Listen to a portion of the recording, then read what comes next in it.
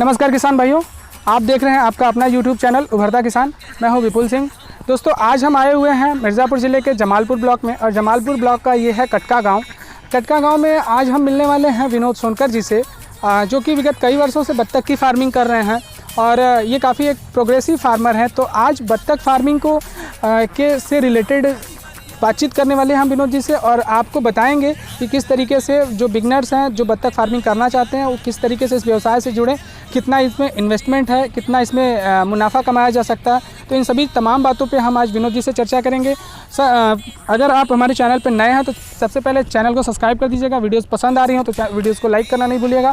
तो चलिए वीडियो को शुरू करते हैं। तो सबसे पहले विनोद जी, स्वागत है आपका हमारे यूट्यूब चैनल पे। नमस्कार। एक बार आप किसान भाइयों को हम अपना पूरा परिचय दे दीजिएगा। विनोद कुमार सोनकर, घर कटका, जिला मिर्ज़ापुर। ये ब्लॉक आपका जमालपुर पड़ता है? ब्लॉक जमालपुर। बहुत बढ़िया। तो विनोद जी, जैसे कि आप ये बत्तख फार्मिंग कर रहे हैं, इसमें आपको बत्तख फार्मिंग करते हुए कितना समय हो गया? लगभग में हो गया 10 साल। आप लगभग 10 सालों से बत्तख की फार्मिंग कर रहे हैं। अच्छा, तो जैसे कि आपके पास इस समय तत्काल में कितनी बत्तखें हैं? 2500। इस समय आपके पास 2500 बत्तखें हैं। तो जैसे कि 2500 जो बत्तखें हम आपके पीछे देख पा रहे हैं, तो इसमें जो नस्लें हैं आपके पास, ये प्रमुख रूप से कौन सी नस्लों का चुनाव आपने किया? देसी। ये देसी बत्तखें हैं। तो जैसे कि आप देख रहे हैं, हम देख पा रहे हैं कि जैसे ये कोई तालाब नहीं है, बस ऐसे ही थोड़ा सा पानी भरा हुआ है। तो आप जैसे इसमें जो भी बत्तख रखे हुए हैं, इनको ये क्या बत्तखें चर रही हैं या फिर किस तरीके से? सबको दिन भर चरा रहे हैं, शाम को घर पर खाना पीना यही सब। मतलब दिन भर आप बत्तखों को चराई पे रखते हैं और शाम को इनको घर पे ले आते हैं? सुबह में खाना भोजन, शाम सुबह में इनको चारा देते हैं। तो जैसे कि विनोद जी आपने बताया कि दिन भर चराते हैं, तो जैसे कि ये सुबह घर से आप निकलते हैं तो कितने बजे निकलते हैं? 6 बजे से लेकर 6 बजे तक। मतलब आप सुबह 6 बजे निकल जाते हैं और शाम को 6 बजे वापस घर पहुँचते हैं। लगभग 12 घंटा आपका दिन इधर ही बीत जाता है। तो जैसे घर पे जब आप जाते हैं तो इनको चारे में क्या देते हैं? यही चावल का खुद्दी, धान, और बजड़ा, मुर्गी चराई बच्चों को मुर्गी की चारा देते हैं। और जैसे कि जो भी आपको जैसे धान की खुद्दी मिल गई और गेहूं, बाजरा, जो भी कुछ मिल गया आप उनको खिलाते हैं। तो जैसे औसतन हमें एक बात ये बताइए, जैसे आप दिन भर बत्तखों को चराते हैं, तो जैसे कि दिन भर में एक बत्तख लगभग जैसे चारा भी देते हैं, तो एक बत्तख पे कितना चारा लगभग गिरता है? 200 ग्राम। एक बत्तख लगभग दिन में 200 ग्राम चारा खाती है। तो जैसे कि एक बत्तख का एक दिन का खर्चा लगभग कितना पड़ जाता है? मान लीजिएगा 6-7 रुपये रोज का। लगभग 6 से 7 रुपये रोज इनका चारे और दाने का खर्चा पड़ जाता है। तो जैसे कि एक बत्तख जैसे पालने में 6 से 7 रुपये का खर्चा पड़ता है। तो जैसे कि अगर कोई फार्मर है, बच्चे ले आता है, तो वो बच्चा लगभग कितने दिन में अंडे के लिए तैयार हो जाता है? 5 महीने।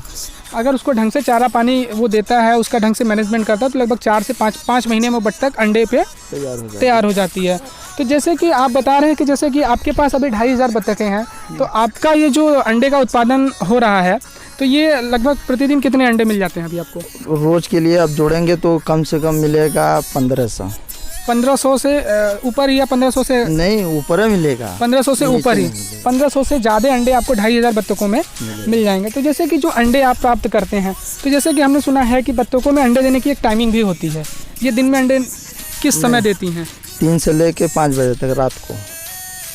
मतलब सुबह वाले टाइम में 3 से 5 बजे के बीच में ये अंडे देती हैं, दिन में ये अंडे नहीं देती हैं? एक का दुका तो है। तो जैसे कि मान लीजिए कि जो भी ये बत्तखें हैं, जैसे मान लीजिए अगर दिन में चर रही हैं, तो अगर ये अंडे देती हैं तो फिर ये अंडे आप कैसे प्राप्त करते हैं? जैसे ये पानी में अंडे दे देती हैं? नहीं, वो सब कुछ झूरा अंडा देते हैं। मतलब साफ ये सूखे स्थान पे आके ही अंडे देती हैं, पानी में अंडे नहीं देती हैं। बिल्कुल। तो दोस्तों, ये सबसे बड़ी बात थी कि जैसे कि मिथ है कि जैसे कि बत्तखों को पानी में रखा जाता है, दिन भर रखते हैं, और ये जो अंडे देती हैं ये बाहर आकर के अंडे देती हैं, तो जिससे कोई प्रॉब्लम नहीं है। तो जैसे कि अगर आपको 1500 अंडे, 1600 अंडे प्रतिदिन मिल रहे हैं, तो एक अंडे की औसतन कीमत आपको क्या मिल जाती है? 8 रुपये थोक में। और जैसे अगर किसी को फुटकर बेचना हो तो 10 रुपये। मतलब 8 से 10 रुपये, मतलब एक अंडे पे लगभग 2 से 2.5 रुपये का मार्जिन पड़ता है आपको। अथवा जो जाड़ा में है तो 10 रुपया थोक का बिकता है, और फिर उसके बाद जो मतलब गर्मी बरसात का सीजन हो जाता है तो थोड़ा सा रेट डाउन हो जाता है। मतलब दोस्तों, आप समझ सकते हैं कि जैसे जाड़े के मौसम में अंडों की डिमांड थोड़ी बढ़ जाती है, जिसकी वजह से इनका रेट बढ़ जाता है, और थोक में लगभग 10 रुपये प्रति अंडा और फुटकर में 12-13 रुपया हो जाता होगा। वहीं बरसात और गर्मियों के सीज़न में लगभग 8 रुपये प्रति अंडे के हिसाब से ये सेल करते हैं। तो जैसे कि जो अंडे ये देती हैं, इनके अंडे की बिक्री में कोई समस्या है, दिक्कत परेशानी? नहीं, कोई दिक्कत परेशानी हर टाइम बिक जाता है। हर टाइम बिक जाए, जैसे कुछ लोग थोक में ले जाते हैं या फिर या कहीं किसी से कांटेक्ट है? नहीं, कॉन्टेक्ट है, कांटेक्ट बेसिस पे आप अंडे सेलिंग करते हैं? जैसे मतलब कॉन्टेक्ट है कि मोगलसराय सबका मंडी है। अच्छा, मंडियों में भी अंडे ज़्यादा भी हो गया तो आप ले जाते हैं, तुरंत बेच कर अपना पैसा ले लीजिए, तुरंत पैसे मिल जाते हैं। और बच्चा के लिए जाता है तो समय समय से जाता है। अच्छा, जैसे कि अगर आपने अभी जैसे 2500 बत्तखें आपके पास हैं, तो जो इनके लिए जैसे जो बत्तखें आपकी पुरानी होती जाती होंगी तो जाहिर सी बात है कि इनके अंडे का प्रोडक्शन कम होता होगा, तो नए बत्तखों को आप कहाँ से लाते हैं? बच्चा के लिए अंडा बैठा देते हैं, मशीन में बच्चा हो जाता है। मतलब घर पे ही? नहीं, मशीन पे, बनारस। अच्छा, मतलब किसी दूसरों जगह हैचरी में आप भेजते हैं, अपने ही अंडे को हैचरी में भेज देते हैं, वहाँ से बच्चे ले आते हैं। जी बिल्कुल। तो जैसे कि एक बत्तख, जैसे कि आपने बताया कि 5 महीने में तैयार होती है, तो एक बत्तख तैयार करने में औसतन खर्चा कितना गिर जाता है? तो मान लीजिए कि जैसे 1000 बच्चा लाएं आप, 1 लाख खर्च हो गया। 1 लाख रुपए एक मतलब ये अथवा 5 महीना पे खर्च हो गया। 5 महीने में 1 लाख रुपए के लगभग खर्च हो गया। उसमें 1000 बच्चे में कम से कम 500 मादा, 500 नर। 500 मादाएं और 500 नर, मतलब 50-50 का रेशियो रहता है। ठीक है। और जो नर निकल गया, हाँ, तो उसमें आप बेच देंगे तो प्रॉफिट हो जाएगा, जो आपका पूंजी लगा है वो निकल जाएगा। वो निकल जाएगा।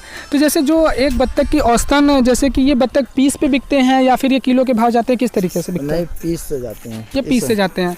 अथवा गर्मी से लेकर जाड़ा तक इस समय इस सब का बाजार है 300 रुपया पीस का है। नर बत्तखों का? मादी का। नर का इसमें 250। नर सस्ते बिकते हैं और मादी जो है वो महंगी बिकती है। मतलब यहाँ उल्टा सीन है। अंडा, क्योंकि इसका जो मेन मोटो है वो है अंडा उत्पादन के लिए, इसलिए नरों की जो कीमत है वो थोड़ी कम होती है मादा की तुलना में।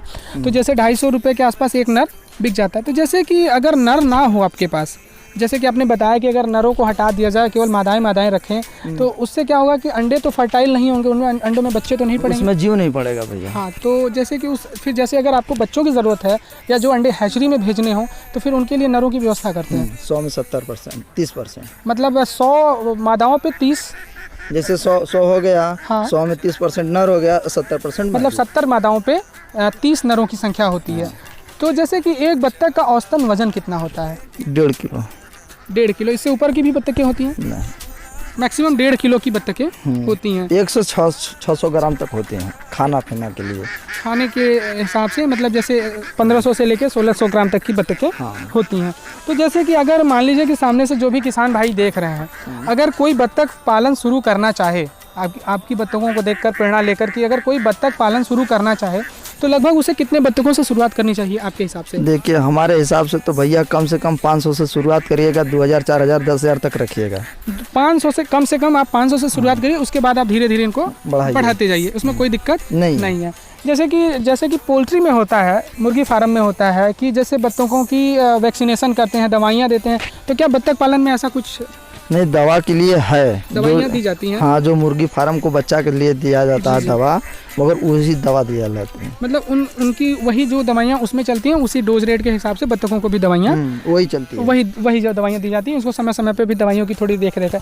जैसे कि हम हमेशा देखते हैं कि मुर्गी फार्म में मोटिलिटी जनित मतलब कि मृत्यु दर ज़्यादा है, उतना दवा नहीं चलती है सबका, दवाइयाँ कम है। शीत गर्म से मतलब खाली होता है तब दवा चलता है। बहुत नाम मात्र की दवाइयों का प्रयोग इसमें किया जाता है। तो जैसे कि मुर्गियों में, जैसा कि हम अक्सर देखते हैं कि मुर्गियाँ अक्सर मर जाती हैं, पोल्ट्री फार्म में नुकसानी हो जाती है, तो क्या बत्तख फार्म में भी ऐसा कुछ सीन है?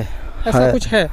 मतलब समय की बात है। इस समय देखिए हम लोग का बहुत खर्च में मतलब बीमारी में चल रहे हैं, दवा कोई काम नहीं कर रहा है, दवाई कोई नहीं काम कर पा रही है, बत्तखें बीमार पड़ रही हैं और मृत्यु भी हो रही है। तो जैसे कि ये कभी कभार होता है, कभी होता है, ऐसे नॉर्मली इसमें कोई ज़्यादा समस्या दिक्कत नहीं है। जैसे हो गया कि माँ का प्रयोग होता है ना, जैसे माई जीव का प्रयोग होता है, इस समय इस सब का प्रयोग चल रहा है, बस इसी में गंदा होकर मतलब तो वो सारी दिक्कतें आ रही हैं। ठीक है। तो जैसे कि अगर मान लीजिए कि अगर एक कोई फार्मर है, अगर वो 500 बत्तखों से शुरू करता है, तो लगभग 5 महीने में लगभग उसका 1 से 1.25 लाख रुपए का खर्चा हो जाएगा। नहीं, 500 से शुरुआत होगा तो 50-60 हज़ार रखिएगा, और 50-60 हज़ार रुपया लगेगा तो उसमें नर जो है बिक पैसा निकल जाएगा। तो जैसे कि जो मादाएं होंगी वो अंडे के लिए जैसे 200 से 250 अगर मादाएं हैं उसके पास, तो अच्छी खासी उसके पास इनकम शुरू हो जाएगी। तो जैसे कि अगर मान के चलिए कि किसी फार्मर के पास 500 या 1000 बत्तखें हैं, तो वो रोज़ की लगभग कितनी कमाई कर सकता है? मान लीजिएगा औसतन? कि औसतन में कम से कम 5,000 का रोज अवती हो जाएगा तो 2,500 का खा जाएगा, 2,500 बच जाएगा। लगभग मतलब 500 से या 1,000 बत्तखों से आप शुरुआत करते हैं दोस्तों, तो लगभग 2 से 2,500 रुपये प्रतिदिन के आप बचा सकते हैं, इसमें कोई दो राय नहीं है। ये लगभग आपका 10 सालों का अनुभव है, आप 10 सालों से ये काम कर रहे हैं। तो दोस्तों ये रही आज की वीडियो विनोद जी के साथ बत्तख फार्मिंग के ऊपर। आपको ये वीडियोस कैसी लगी आप लाइक करिएगा, वीडियोस पसंद आई तो लाइक करिएगा और अपने सुझाव कमेंट बॉक्स में लिखिएगा। चैनल पर नए हैं तो सब्सक्राइब करना नहीं भूलिएगा। आज की वीडियो हम यहीं समाप्त करते हैं। जय हिंद।